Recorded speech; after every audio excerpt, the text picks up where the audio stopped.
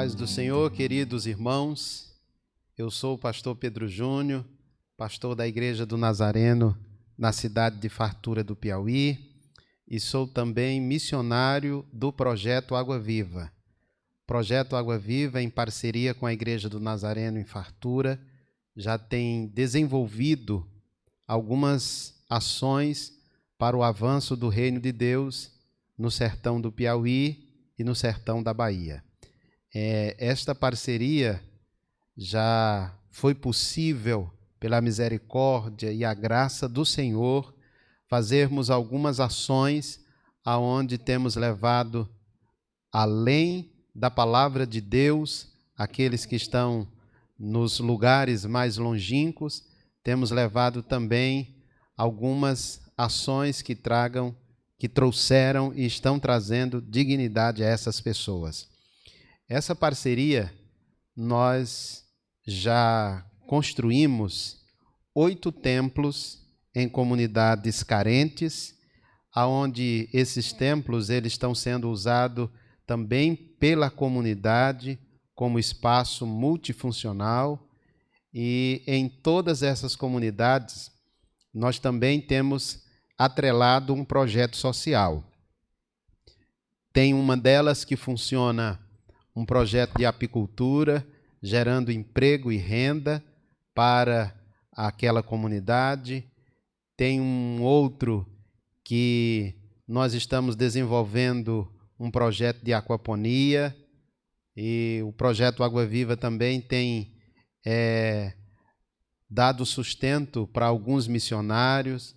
Temos feito perfuração de poços, distribuição de sementes para o plantio, porque essa região, os moradores vivem da agricultura de subsistência.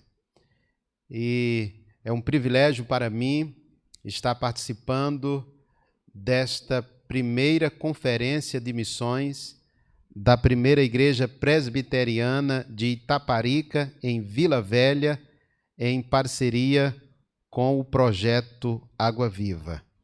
Eu gostaria de, antes de iniciar a minha fala, o meu treinamento, eu gostaria de orar pedindo a direção de Deus, e que você que está aí nos ouvindo, que o Espírito Santo de Deus possa ministrar ao teu coração e que você possa ser edificado com essa palavra.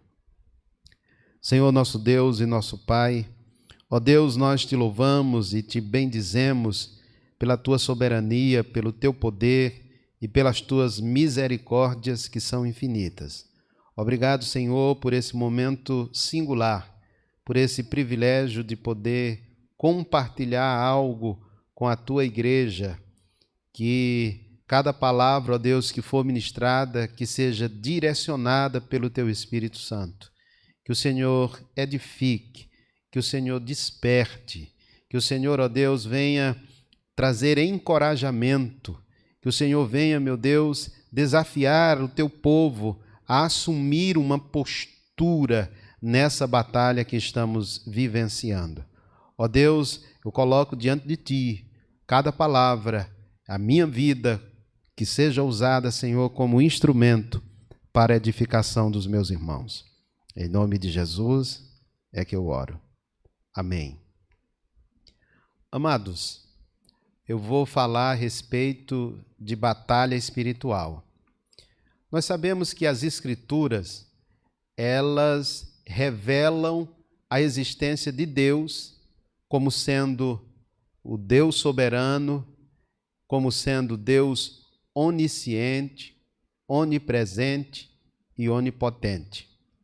As Escrituras também revelam Deus como sendo o Deus Criador. Deus, quando criou os céus, a terra e tudo que existe, Deus criou as coisas visíveis e as invisíveis, conforme Paulo descreve em Colossenses capítulo 1. E quando Deus cria as coisas visíveis, Deus cria os animais, Deus cria os seres vivos, E Deus também cria as coisas invisíveis, os anjos e os seres celestiais. Deus, quando cria o homem, ele cria o homem com um objetivo, que é de adorá-lo, que é de cultuá-lo, que é de glorificá-lo. Inclusive, nós vemos no livro do Gênesis que havia um relacionamento pessoal de Deus para com o homem. E esse relacionamento, ele é quebrado a partir do momento que o homem cai no pecado. E isso, em nenhum momento, desfez o projeto de Deus. Em nenhum momento Deus perdeu o controle da história ou do seu projeto. O projeto de Deus é ter um povo que se chame pelo seu nome. E esse povo, que é o povo de Deus, ele tem também uma missão. E essa missão é de alcançar os outros povos, que é o que nós chamamos de expansão do reino. Quando nós falamos do reino de Deus, é preciso entendermos o que é um reino. Em um reino, que é um espaço geográfico, um estado ou um país governado por um soberano, por um monarca, pelo rei, existem pelo menos duas classes neste reino. O rei, que é quem governa, e os súditos, que se submetem à vontade de quem governa. E o governo de Deus, ele é a fonte de toda autoridade, porque Deus é de onde vem toda autoridade. Ele é o rei absoluto do universo. Não apenas por ser o Criador, mas por ser dono e sustentador de todo o universo. Ele é a autoridade suprema sobre tudo o que existe, sobre o que é visível, invisível, sobre a criação, os anjos, a humanidade, a história, as nações e os eventos que ainda haverão de acontecer. A Bíblia nos revela alguns textos que descrevem o reino de Deus no Antigo Testamento. Em Salmo de número 93, versículos 1 e 2, a palavra de Deus nos diz assim: o Senhor reina, está vestido de majestade. O Senhor se revestiu, cingiu-se de fortaleza. O mundo também está estabelecido, de modo que não pode ser abalado. O teu trono está firme desde a antiguidade. Desde a eternidade tu existes.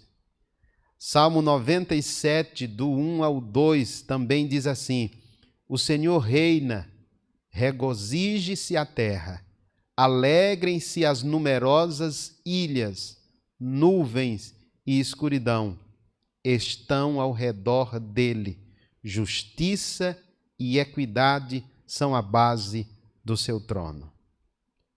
O apóstolo Paulo, no Novo Testamento, no livro de Romanos, capítulo 14, versículo 17 e 18, ele também nos diz o que é o reino de Deus e o que não é o reino de Deus.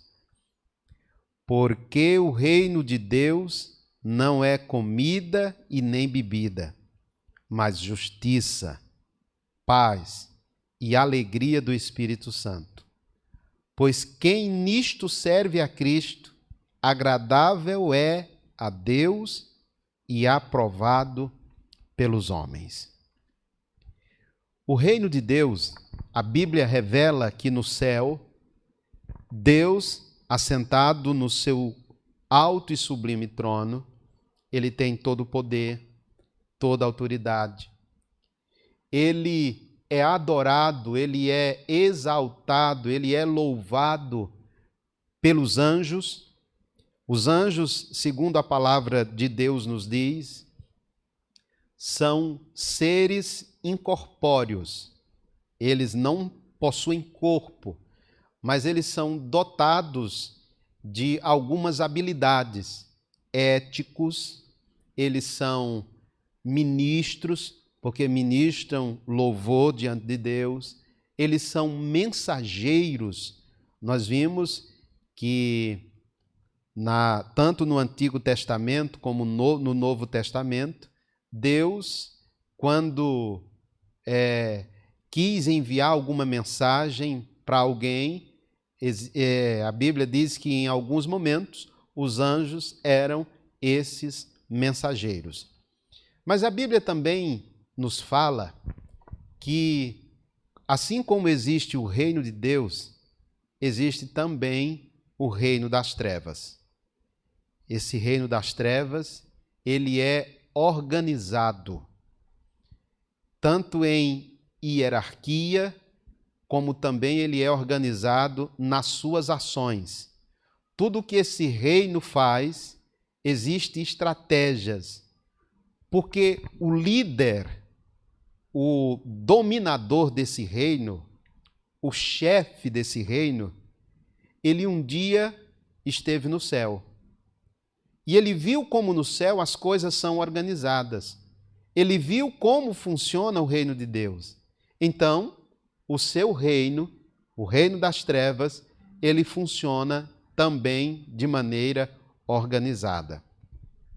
Enquanto os anjos são auxiliares de Deus no cumprimento do projeto de Deus, Satanás, o nosso inimigo, o inimigo de Deus, o inimigo da obra de Deus, ele também possui os seus soldados, ele também possui os seus guerreiros. E esse reino das trevas, a Bíblia também nos relata como eles agem, como funciona e qual é o papel deles enquanto opositores ao reino de Deus. Em Lucas capítulo 4 e versículo 6, no momento em que Satanás estava tentando Jesus, ele disse que todos os reinos, os governos da terra lhe foram dados e ele daria a quem ele quisesse. Então isso nos mostra que Satanás ele tem poder sobre os reinos e os governos da terra. Irmãos, nós precisamos assumir uma postura equilibrada no discernimento e na interpretação das Escrituras. Nós não podemos atribuir tudo o que acontece ao diabo. Mas nós não podemos ser extremistas e acharmos que tudo o que acontece é consequência do destino ou é apenas um fato isolado. Nós precisamos assumir uma postura equilibrada e, ao lermos a palavra, buscarmos a direção do Espírito Santo para que possamos interpretá-la e não apenas interpretá-las, mas também colocarmos em prática na nossa vida. Em Marcos capítulo 5 e o versículo 2, nós vemos que o reino das trevas, Satanás e os seus demônios, eles têm poder para entrar em corpos, tanto em corpos humanos como em corpos de animais. Nós vemos que no episódio do Gadareno, o Gadareno estava com milhares de demônios. E esses demônios, ao saírem do corpo desse homem, eles se apossaram de corpos de animais, dos porcos. Em 2 Coríntios, capítulo 8, versículo 4, também em 1 João, capítulo 5 e versículo 19, nós vemos as Escrituras mostrando Satanás como príncipe deste mundo. Então ele exerce um certo domínio e um certo controle sobre este mundo. Em 1 Tessalonicenses, capítulo 2 e versículo 18, nós vemos que Satanás, ele tem poder para tentar impedir o avanço da obra de Deus. Enquanto que o reino de Deus tenta, ou o projeto de Deus é fazer com que esse reino avance e alcance outras pessoas, o papel de Satanás e do reino das trevas é tentar impedir, atrapalhar o avanço deste reino. Nós vemos que quando Deus chama Abraão, Deus revela parte do seu projeto a Abraão. Abraão, em ti serão benditas todas as nações da terra.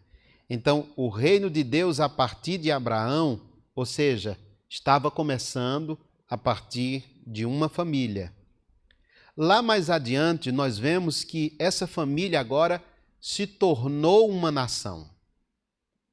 E em cada avanço do reino de Deus, nós vemos Satanás com as suas estratégias, com as suas sutilezas, tentando barrar este avanço, essa expansão e esse crescimento do reino.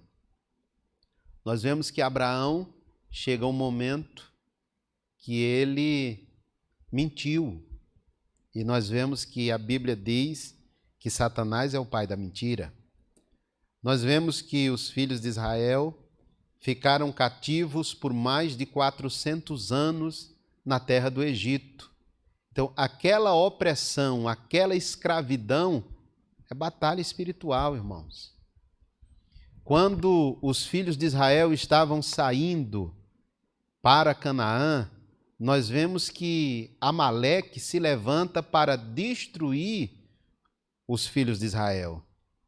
E naquele momento, algo invisível, uma batalha que os olhos humanos não conseguiam ver, estava acontecendo. Quando Moisés levantava as suas mãos, a Bíblia diz que o exército de Israel prevalecia. Quando Moisés baixava as mãos, o exército de Amaleque era quem prevalecia. Quando se dá essa batalha espiritual, qual é o ponto em que se dá esse embate, essa peleja? Deus quer resgatar o povo que está perdido, que está morto em seus delitos e pecados, esse povo que está aprisionado, esse povo que está destituído. Esse é o plano de Deus, esse é o projeto de Deus, trazer esse povo do reino das trevas para o reino da sua maravilhosa luz.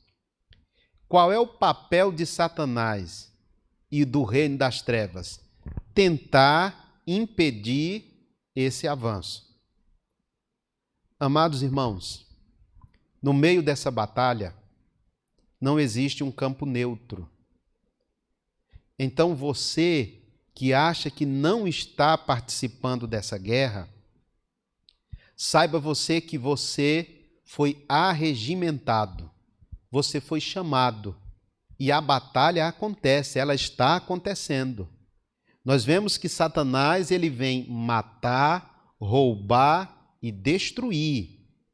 Então, irmãos, o cristão ele não pode viver uma vida alheia ao chamado de Deus. Ele não pode viver uma vida achando que ele é apenas um tijolinho no muro. O crente, ele não pode viver a sua vida fazendo de conta que a igreja é apenas um local de reuniões que fazem bem para o espírito e para o corpo. O crente não pode viver a sua vida alimentando-se apenas dos sermões que ele ouve aos domingos. Você é um soldado. Você está no meio de uma guerra. Se Deus te chamou, é porque você é importante e tem algo a ser feito por você no meio dessa batalha.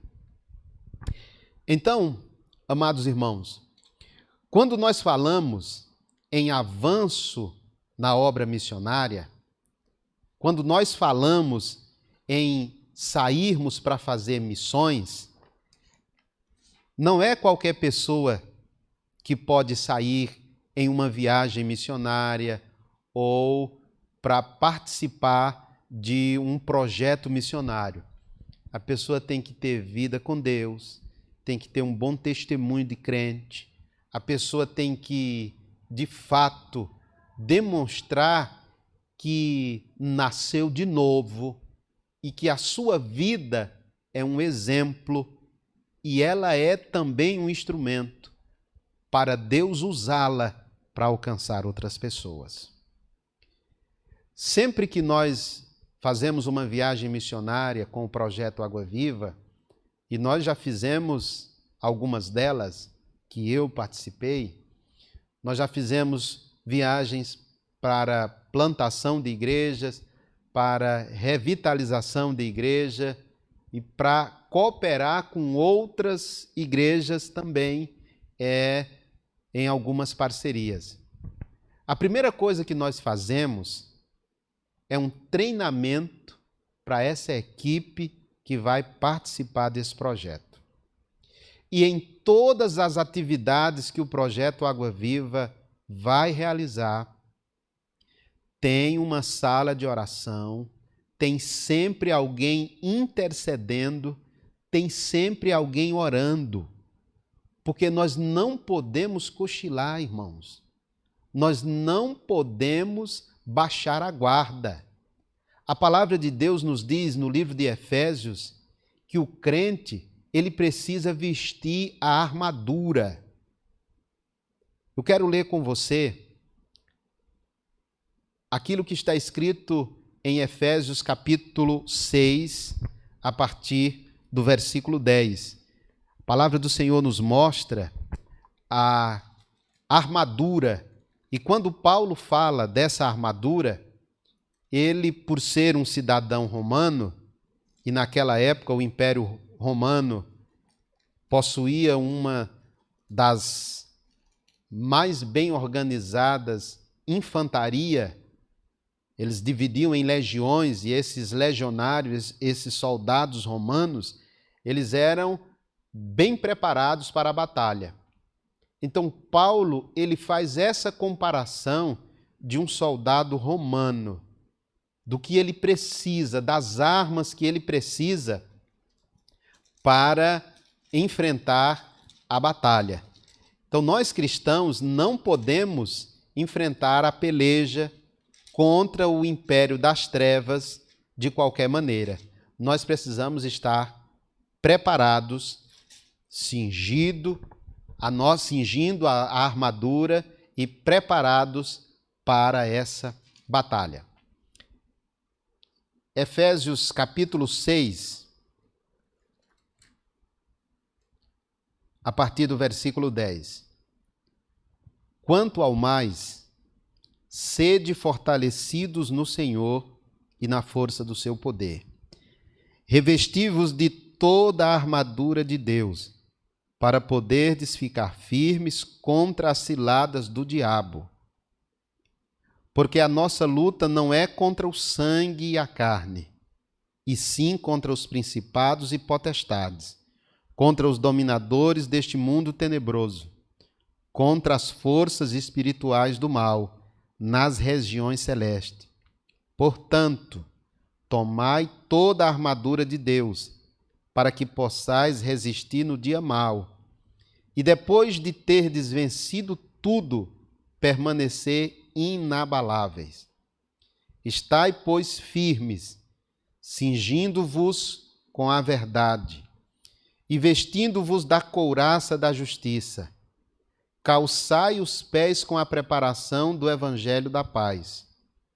embraçando sempre o escudo da fé, com o qual podereis apagar todos os dardos inflamados do maligno. Tomai também o capacete da salvação e a espada do Espírito, que é a palavra de Deus. Irmãos, quando nós saímos da nossa zona de conforto, quando nós decidimos ir para o campo de batalha, essa batalha, ela é real.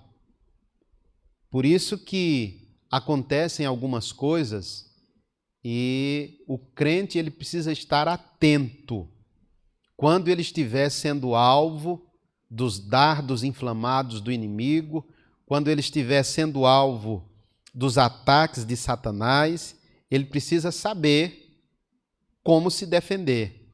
Ele precisa assumir uma postura de quem está em batalha, de quem está na peleja.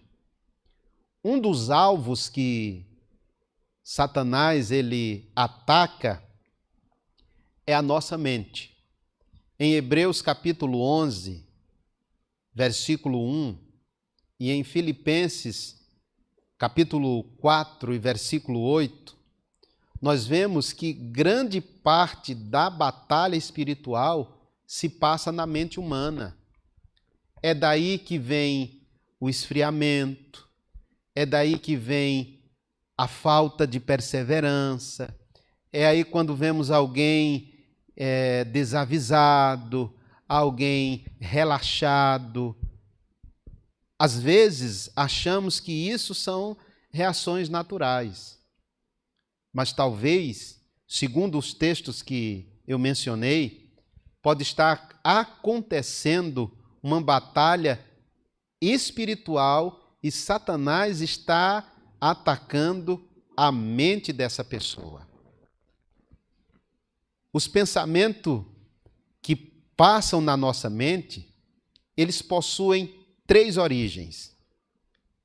Eles podem vir de nós mesmos, eles podem vir de Deus, mas em Mateus capítulo 16 e verso 23, nós vemos que esses pensamentos também podem vir do inimigo. Mas algo que eu quero chamar a sua atenção. Somente Deus, conforme está escrito no Salmo de número 7 e versículo 9, é que conhece a nossa mente. Somente Deus sabe o que eu e você pensamos. Aquilo que está guardado na nossa mente, o inimigo não pode ter acesso. Ele não sabe. Somente Deus pode saber.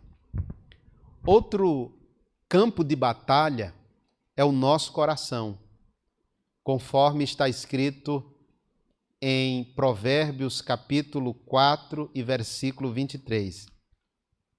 Nesse caso, coração aqui quer dizer atitudes e emoções.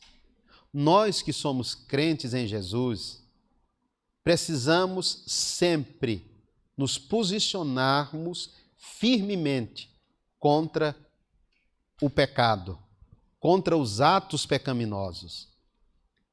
Mas às vezes, irmãos, nós não nos protegemos com igual atitude e empenho das atitudes pecaminosas. Infelizmente, é a área que mais nos descuidamos, é a das atitudes, bem como as das palavras e dos atos delas decorrentes. O capítulo 3 e versículo 10, nós encontramos também uma menção a respeito dos lábios. Os nossos lábios também se tornam um campo de batalha. Nossas palavras, elas podem ser um veículo de expressão para o nosso espírito, para o Espírito Santo ou para um espírito maligno. Que nós possamos fazer a oração que Davi fez no Salmo 141 e versículo 3. Põe guarda, Senhor, na minha boca e vigia a ponta dos meus lábios. Se nós mantivermos vigilantes com relação à nossa mente, com relação ao nosso coração e com relação aos nossos lábios, nós bloquearemos o acesso do diabo à nossa vida e obteremos a vitória espiritual. Aí então estaremos preparados para iniciar a ofensiva. Na guerra em que estamos, nessa batalha espiritual, nós precisamos assumir duas posturas: defensiva e ofensiva. Defensiva, conforme está escrito em Efésios 6,13, e ofensiva, conforme está escrito em Mateus 16 e 18. Nós precisamos ter clareza quanto ao entendimento do que Paulo escreve nesse capítulo 6 aos Efésios. Ele nos revela que existem tronos, domínios e dominadores. E esses termos todos designam cargos que esses seres espirituais ocupam. Dominar implica em impor uma opinião ou vontade a alguém. Precisamos entender como o inimigo obtém acesso à terra para impor sua opinião aos homens. No meio dessa batalha e cumprindo o projeto de Deus, nós vemos que a expansão do reino de Deus, ela é inaugurada quando Jesus Cristo, ele encarna. Quando Jesus vem a essa terra, quando o Verbo se fez carne, nós vemos que esse reino está ativo. Quando Jesus inaugura essa expansão, encarnando-se, assumindo a forma humana, se tornando homem. E algo que nos chama a atenção é que João Batista, o precursor de Jesus, ele, ao pregar, ele dizia assim: arrependei-vos, porque está próximo o reino dos céus. Jesus, quando estava também pregando, ele dizia: é chegado o reino dos céus. É chegado o reino dos céus. Esse reino é o reino em que a plenitude dele vai ser instalada, estabelecida num processo histórico. Esse reino, a plenitude dele vai acontecer não da noite para um dia, mas vai acontecer num processo longo e histórico. Enquanto isso não acontece, nós precisamos nos alimentar e entendermos o que Jesus fala. Na oração do Pai Nosso, ele diz assim: venha a nós o teu reino e seja feita a tua vontade, assim na terra como no céu. Jesus fala de reino e Jesus também fala que a vontade de Deus, ela já se cumpre nos céus e ela também vai se cumprir na terra. Queridos irmãos, existem algumas experiências que nós missionários vivenciamos no dia a dia.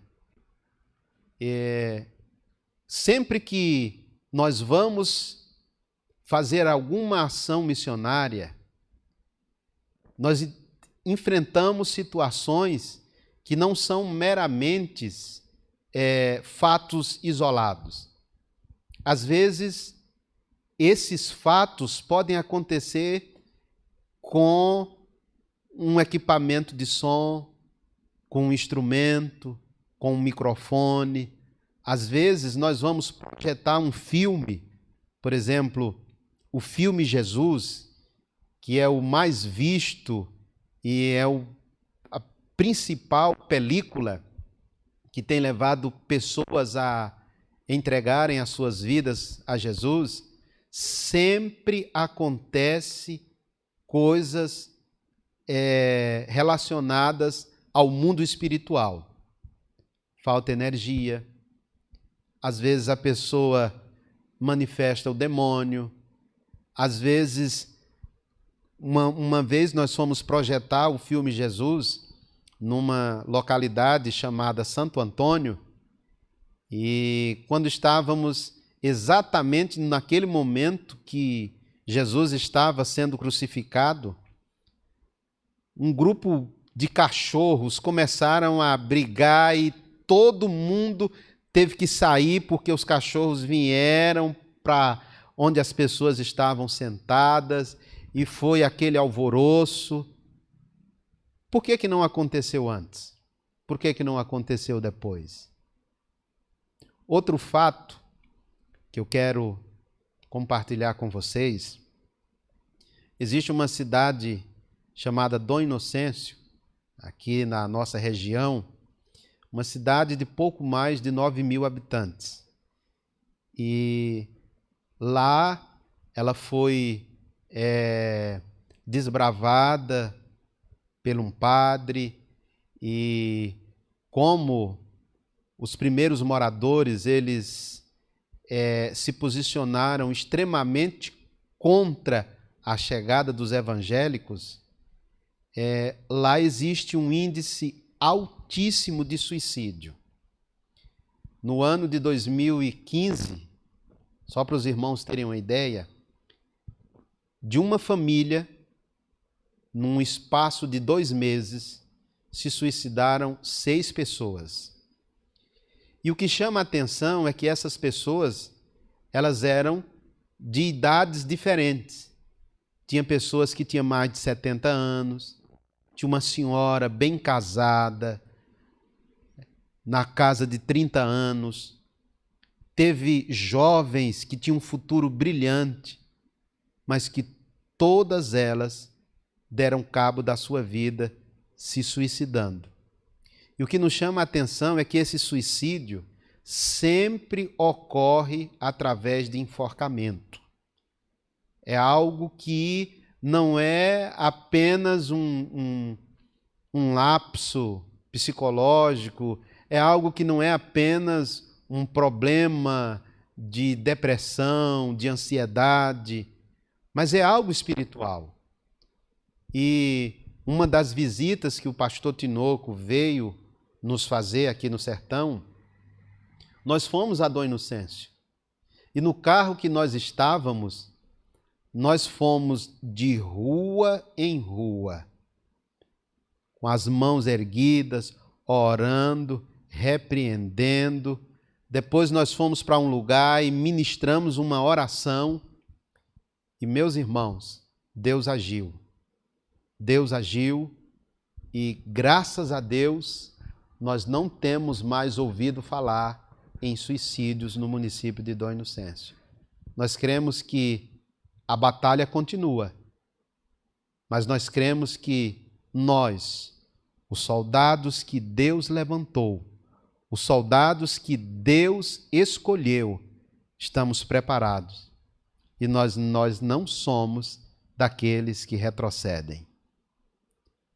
O que você tem feito no meio dessa guerra? Qual postura você tem assumido?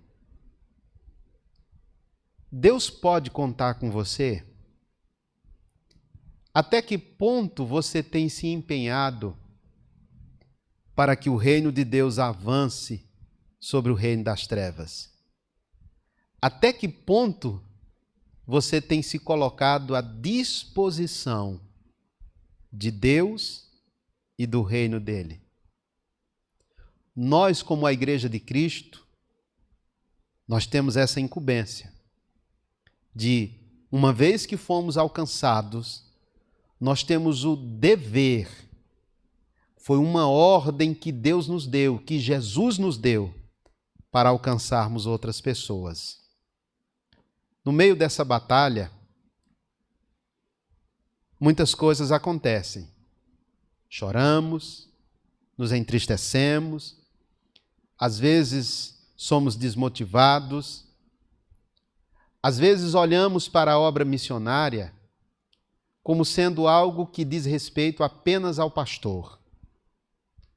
Achamos que fazer missões diz respeito apenas àqueles que que ocupam algum cargo na igreja ou que foram ao seminário.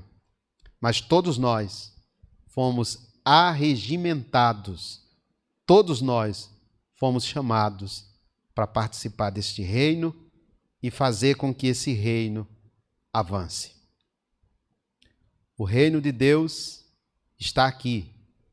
O reino de Deus continua ativo e um dia nós veremos a plenitude dele sendo instalada e nós para sempre reinaremos com o nosso Senhor. Que Deus abençoe a sua vida, que Deus abençoe o seu chamado e que você, a cada dia, se coloque à disposição de Deus e do seu reino. Deus abençoe.